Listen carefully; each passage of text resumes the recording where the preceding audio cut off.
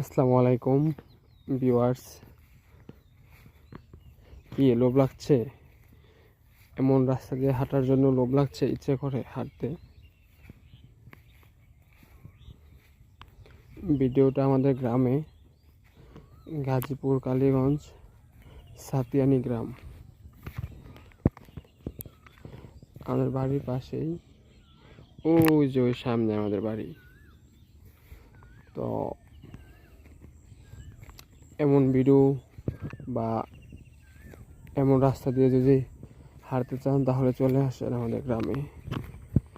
এরকম দুপাশে ক্ষেত, ধানের জমি, ফসলের জমি, মাঝখান দিয়ে আইল দিয়ে হাঁটা, সুন্দর একটা সকাল। কি সুন্দর আমাদের গ্রামটা,